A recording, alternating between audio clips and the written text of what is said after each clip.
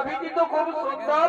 আরে ভাই শোন শোন শোন শোন, তোরা জানিস না এই গাভীটি হলো স্বর্গীয় গাভী সুরভীর কন্যা। দেবতাগণ মহামণি বৈশিষ্ট্যকে দুগ্ধ পান করার জন্য দিয়েছে। এই গাভীর দুগ্ধের এমনই গুণ, যদি মহত্ববাসী একবার পান করতে পারে তাহলে তাদের 100 বছর পর্যন্ত পরমায়ু বৃদ্ধি পায়। এই গাভীর গুণগান শুনে প্রভাত শ্রী শ্রী ছুটতে ছুটতে আসছে।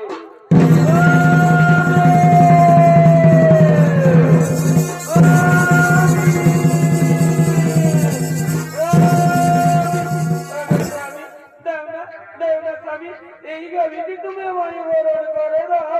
এই গাভীটির আমার ভীষণ প্রয়োজন। এই গাভীটি আমি মর্তলোকে নিয়ে যাব, আমার প্রিয় বান্ধবীকে এই গাভীটি উপহার দেব। দাও দাও স্বামী দাও, এই গাভীটি তুমি আমায় বরণ করে দাও। না প্রিয় না, এই গাভী আমি হরণ করতে পারবো না। তাছাড়া আমরা মনি ঋষিগণ এই গাভী হরণ করে আমরা কি করবো? তুমি জানো না মর্তলোকে ঈশ্বরাজের কন্যা দিতবতী আমার প্রিয় বান্ধবী, আমি তাকে এই গাভীটি উপহার দেব। দাও দাও স্বামী দাও, এই গাভীটি তুমি আমায় বরণ করে দাও। ভাই মুনিগণ তোমরা বলো তো আমি এখন কি করবো? শোনো শোনো প্রভাত ঋষি, তুমি কি করবে তাই আমরা বলতে পারবো না, তবে আমরা বলতে পারি এই গাভী তুমি যদি হরণ করো তাহলে মহামণি বৈশিষ্ট্য আমাদের কাউকে ছাড়বে না। স্বামী তুমি না বলো না স্বামী, দাও দাও স্বামী দাও, এই গাভীটি তুমি আমায় হরণ করে দাও। ভাই তোমরা একটু দাঁড়াও, আমি এক্ষুনি এই গাভীটি হরণ করে নিয়ে যাচ্ছি।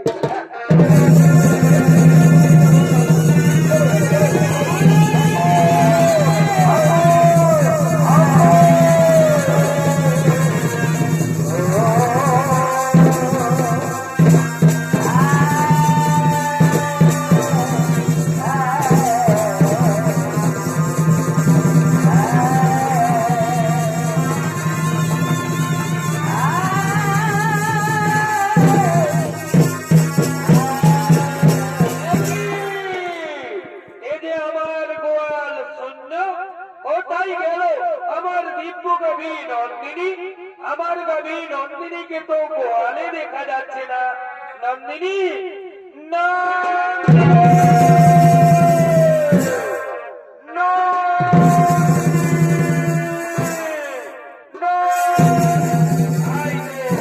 আমার দিব্য গাভী নন্দিনীকে তো কোথাও দেখতে পাওয়া গেল না।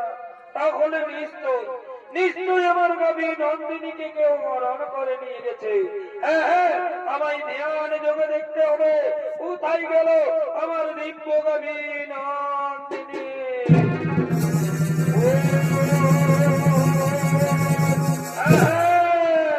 বুঝতে পেরেছি, অষ্টাবশ তোমরা এসেছিলে আমার অতি মনোরমা আশ্রম দর্শন করার জন্য। তোমরা আমার দিব্য গাভী নন্দিনীকে হরণ করে নিয়ে গেছো মর্তলোকে।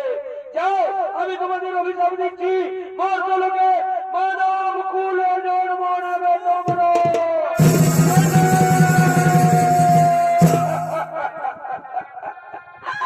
না না মরিবর না, আপনি আমাদের কথা বলো, অভিশাপ না মরিবর, ফিরিয়ে নিন মরিবর, ফিরিয়ে নিন আপনার অভিশাপ, আপনি ফিরিয়ে নিন।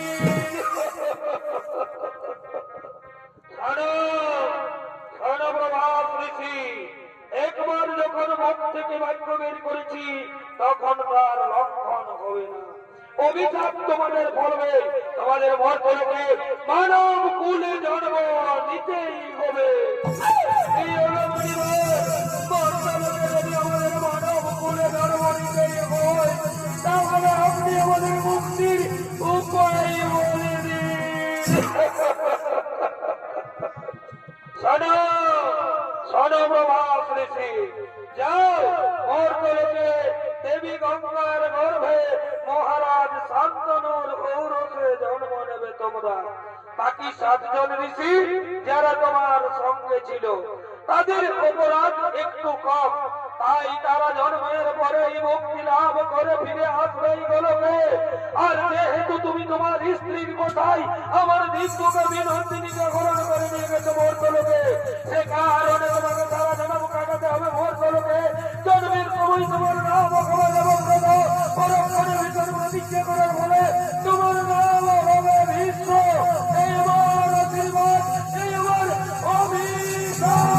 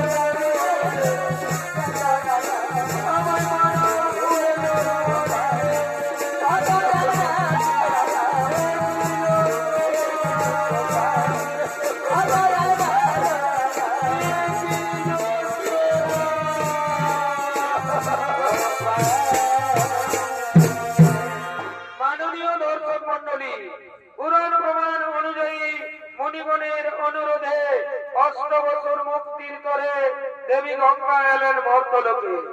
মহারাজ শান্তনুর ঔরসে দেবী গঙ্গার গর্ভে জন্ম নিলেন অষ্টবসু। অষ্টম গর্ভে জন্ম নিলেন মহামণি প্রভাস ঋষি। জন্মের সময় তার নাম হয় দেবব্রত। পরক্ষণে ভীষণ প্রতিজ্ঞা করার ফলে তার নাম হয় বিশ্ব।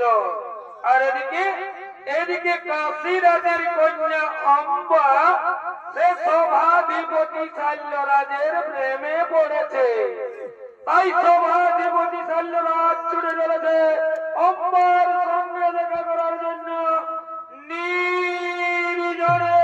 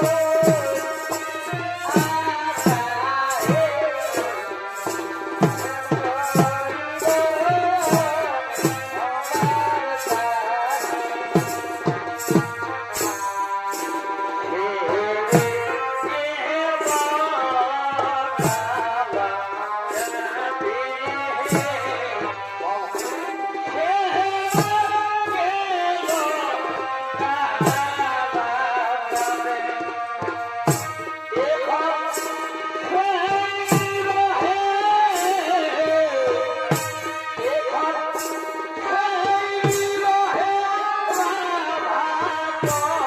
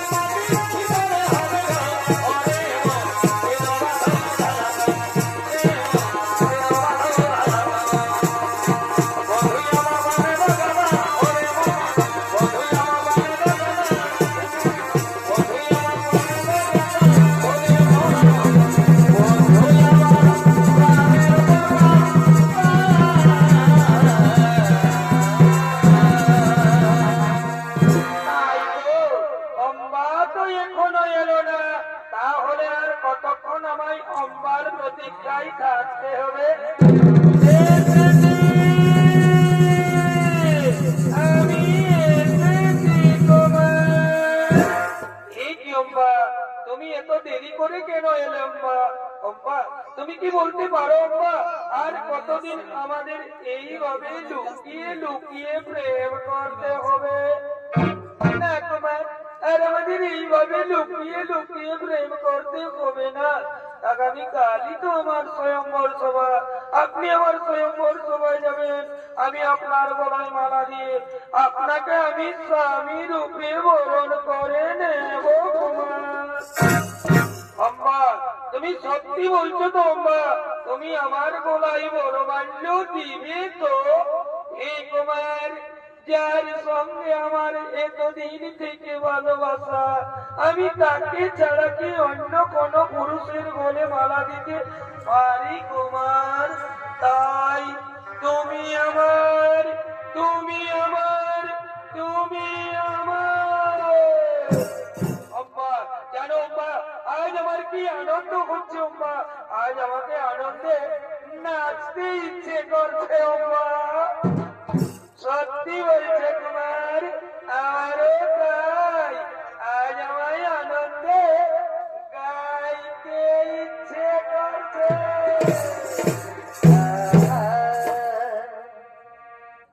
এ জীবন তোমাকে দিলাম গো অগবন্ধু,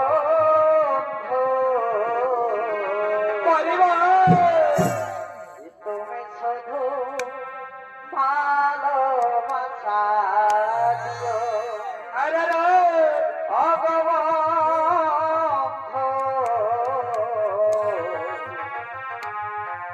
তুমি শুধু ভালোবাসা দিও। এগো সুখের পেছু হলো তুমি যে আমার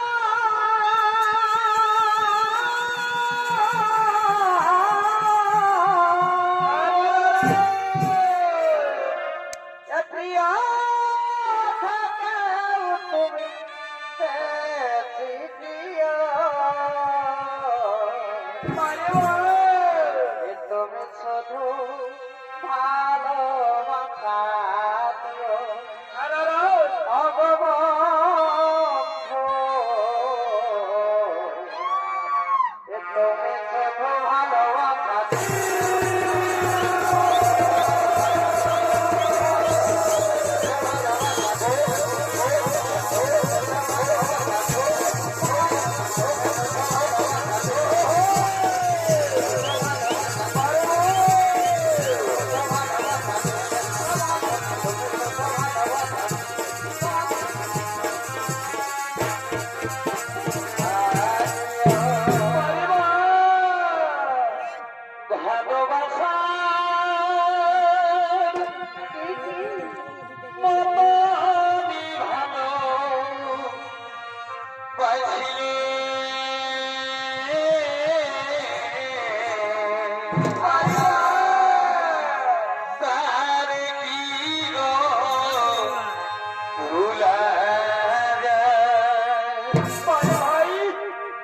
ভালোবাসা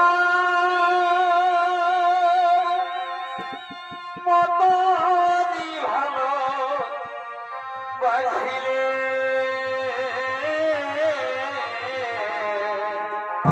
বছরে তার কি গো ভুলা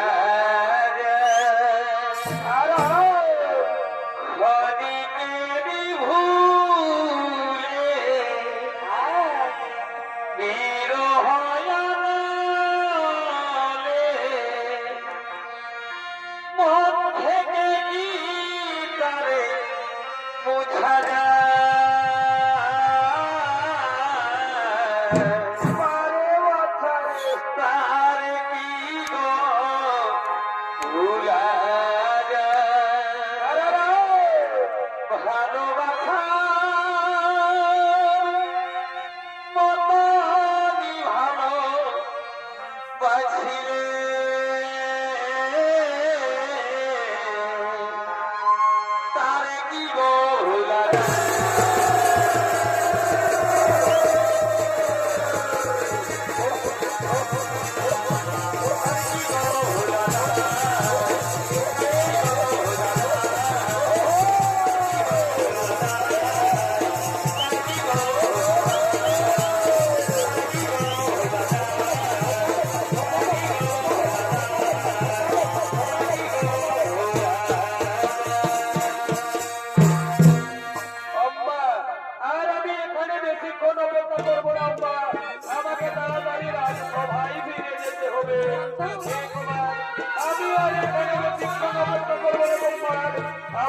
তাড়াতাড়ি রাজবাড়িতে ফিরে যেতে হবে। আগামীকালই তো আমার স্বয়ংবর সভা। আপনি আমার স্বয়ংবর সভায় যাবেন। আমি আপনার গলায় মালা দিয়ে আপনাকে আমি রূপে বরণ করে নেব ভগবান।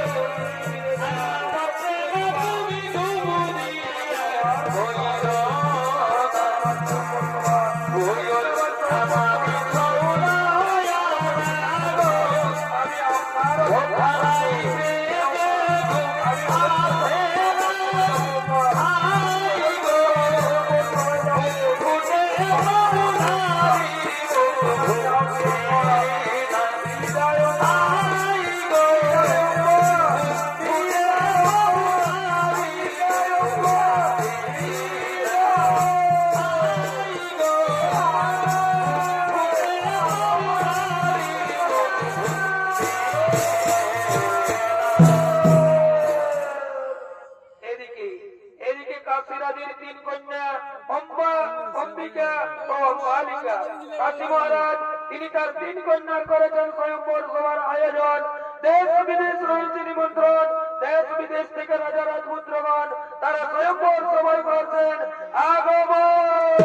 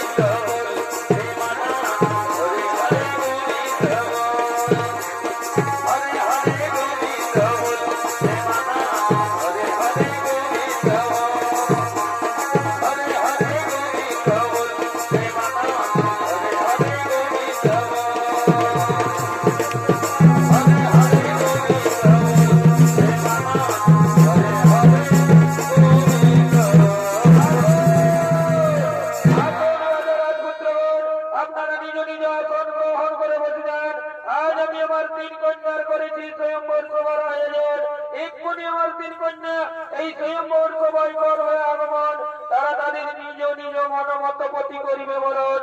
আপনারা বললেন আপনারা নিজ নিজ আসন গ্রহণ করে বসে যান। কোথায় আছি? তোরা তাড়াতাড়ি করে আমার তিন কন্যাকে এই স্বয়ম্বর সবাই নিয়ে মনেরই বাগানে কি হলো ফুটিল ফুল রে রোজিনী ভ্রমর আইল না আসবে আসবে ফুলের মধু খাইল না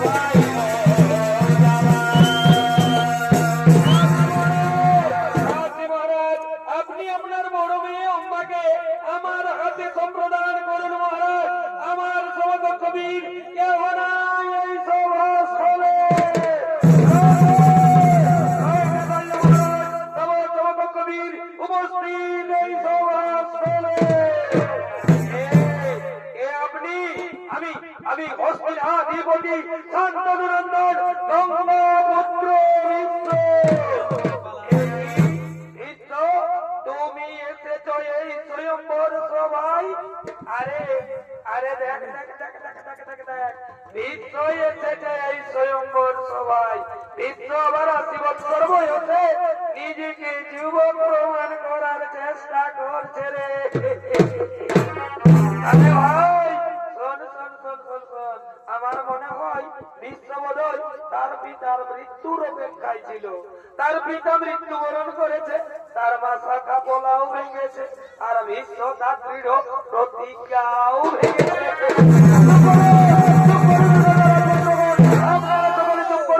আমি নিজে বিয়ে করার জন্য এই স্বয়ংবর সভায় আসিনি, আমি এই স্বয়ংবর সভায় এসেছি বাহু বলে 3 কন্যাকে হরণ করে নিয়ে যাবো হস্তিনার রাজপ্রাসাদে। আমি আমার ভাই বিচিত্র বীরদের রানী বানাবো। বাধা দিতে যদি কারো শক্তি থাকে তবে এসো, এসো এই বিশ্বের সম্মুখে।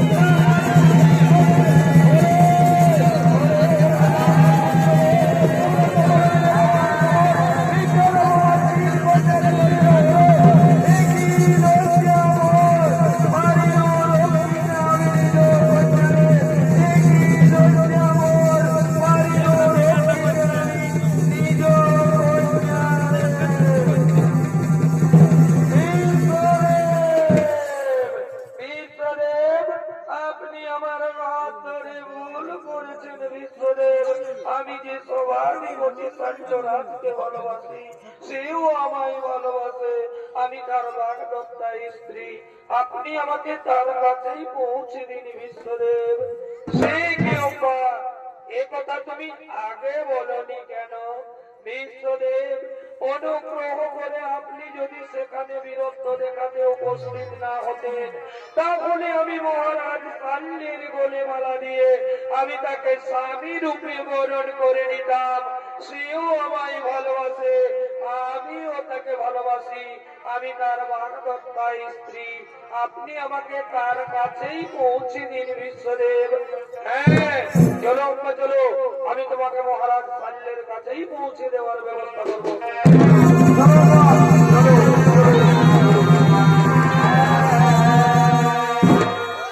এদিকে এদিকে শাল্য মহারাজ তিনি তার রাজপ্রাসাদে রাজকার্য পরিচালনা করছে।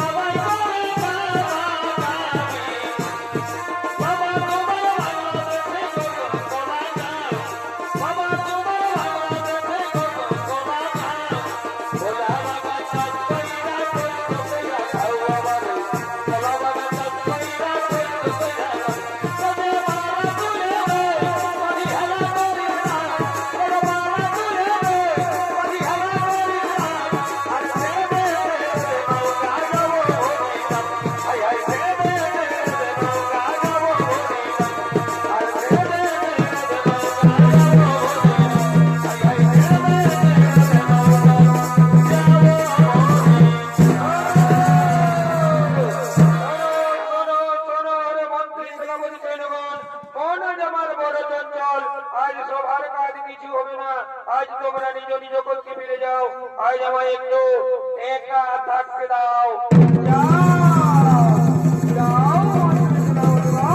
তোমরা নিজ নিজ কক্ষে ফিরে যাও।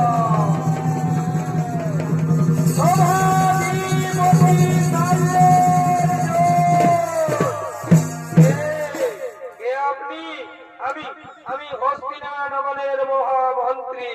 এই নিন মহারাজ, আপনার বাগদত্তা স্ত্রীকে আপনার কাছে পৌঁছে দিয়েছি, আপনি একে গ্রহণ করুন।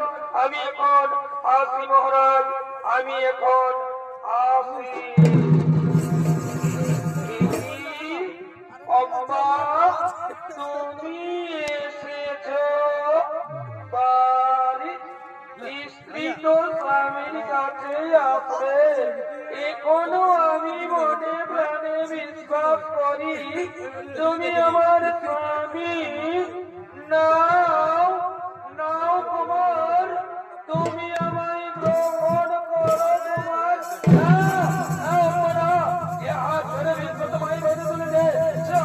আমি স্পর্শ করতে পারবো না, যে মুহূর্তে বিশ্ব তোমার হাত ধরে রোদে তুলেছে, সেই মুহূর্তে তুমি বিশ্বের উচ্ছিষ্টা হয়ে গেছো। তুমি বিশ্ব করতে কবলিকা, তুমি কলঙ্কিনী।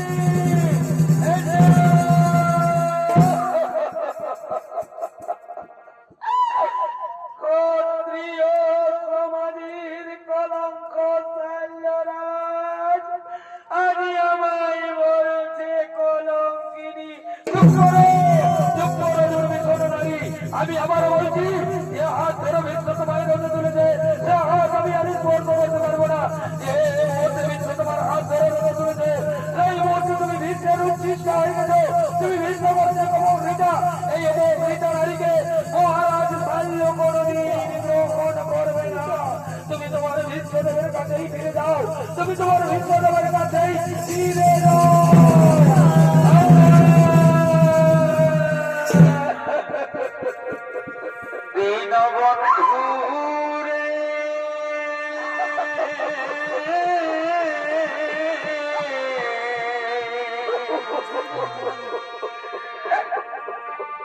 Oh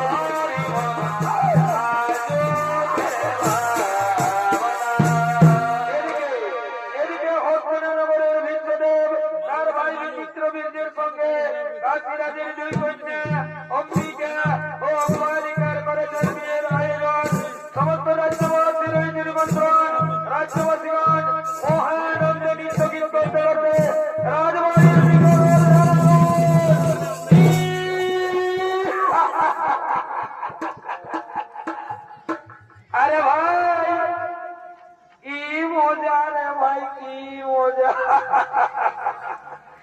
এইটার নামেই তো বিয়া ঘর।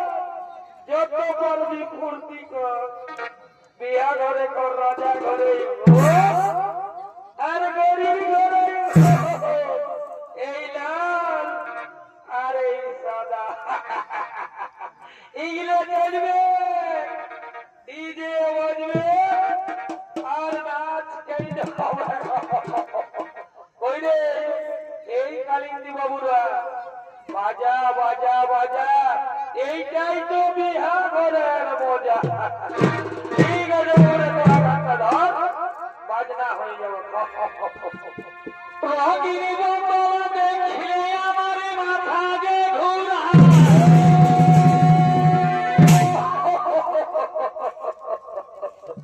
আরে ভাই এই রঙিন মালটা হচ্ছে বিদেশি মাল, বুঝলে না? এই মালটা ঢকিয়ে দিতে দিতে না আমাকে শ্রদ্ধা করে দেই। রঙিনী বন্দর দেখলে আমার মাথা যে ঘুরায়। আর দিল সে টাঙিয়ে দিলে বলার কিছু।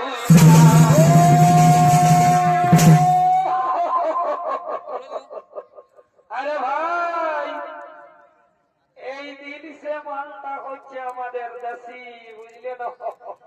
ওই জন্যই আর আদরটা একটু বেশি। লহরে মাতে লহরে মাতে নাচে ঢুকে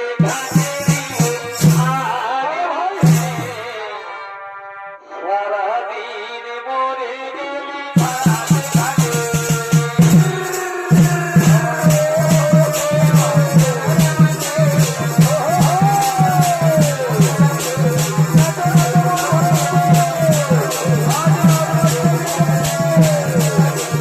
I'm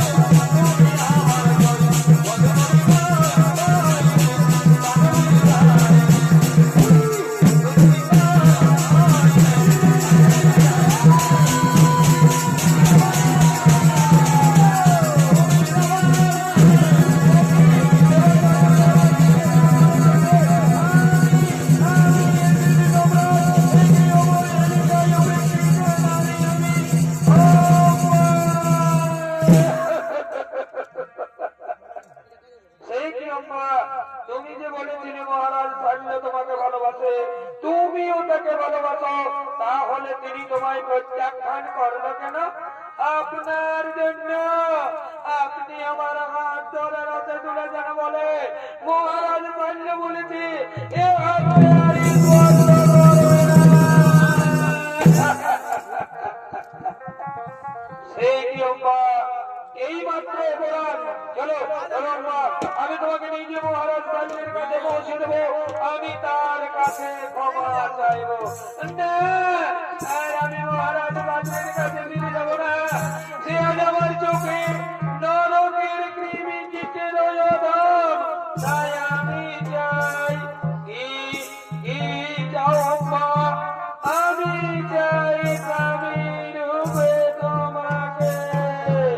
নাও পাড়া অতীতেই নেমে গেছে জীবনের সুখ, জীবনের সুখ কচ্ছত সমাত্মা নরে আত্মা হতে দিয়া লইয়াছি বিশ্বনাথ। পূর্বেই প্রতিজ্ঞা করিয়াছি আমি জীবনে কখনো বিয়ে করবো না। তাই তো আজ আবার বলি, এই পৃথিবীতে যদি কোনো মরি তখনই আমার জননী। তাই জননী পদে পদে তোমায় বলি নমস্কার। আজই হতে দূর